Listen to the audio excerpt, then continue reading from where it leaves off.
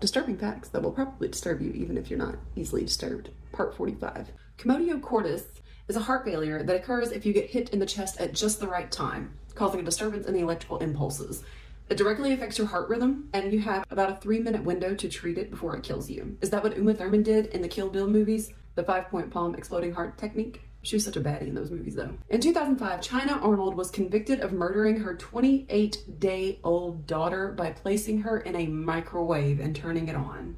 The baby suffered severe internal injuries and died shortly after. Arnold was arrested and eventually sentenced to life in prison without parole. If you are a person that hurts children or animals, you're the lowest of the low, the scum of the earth. You're pathetic. I swear to God, bring back public executions because I want to watch. Miranda Sips was a 12-year-old Texas girl who recently died after her parents used smoothies to try to treat life-threatening injuries. For 4 days, Sips' mother and stepfather tried to nurse her back to health by giving her smoothies with vitamins and antioxidants, even though she was largely unconscious. I'm not 100% sure, but it is speculated and assumed that the mother and stepfather were the reason for the life-threatening injuries, and that's why they did not want to get her medical attention.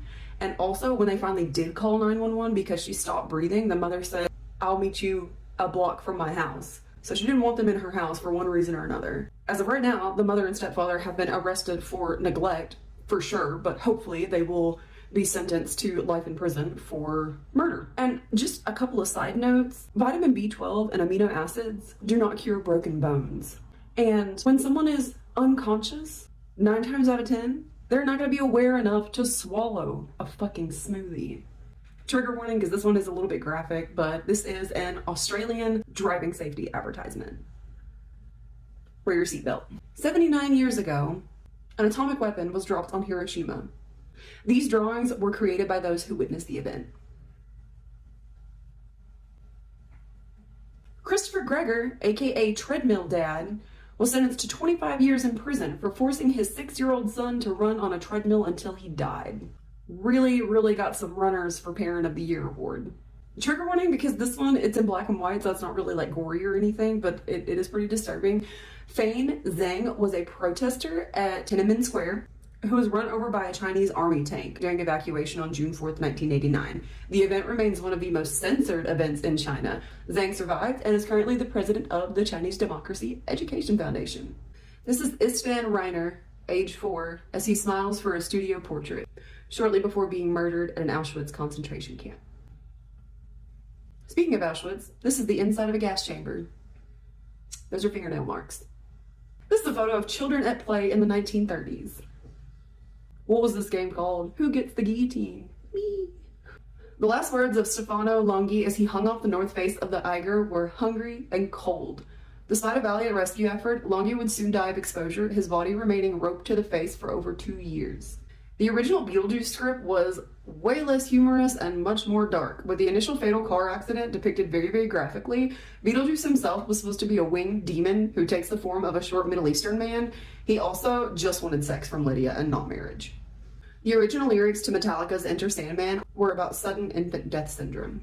During sleep, brain waves help flush waste out of the brain, literally.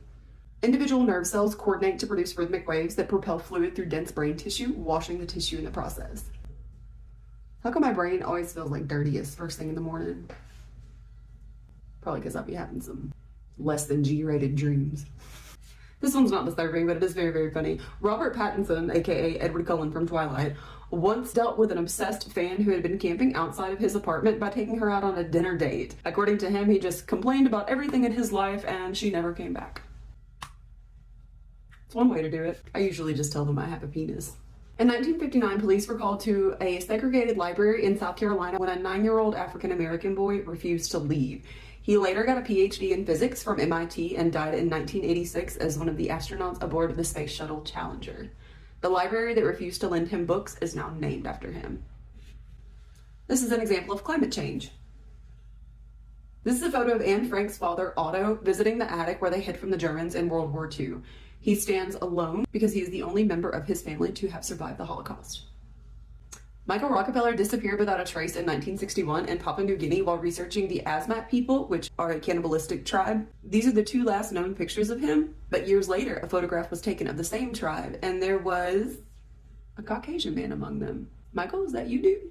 This is a historical marker for Emmett Till, a teenage victim of lynching in 1955. This particular sign now forms the core of an exhibit at the Smithsonian National Museum of American History.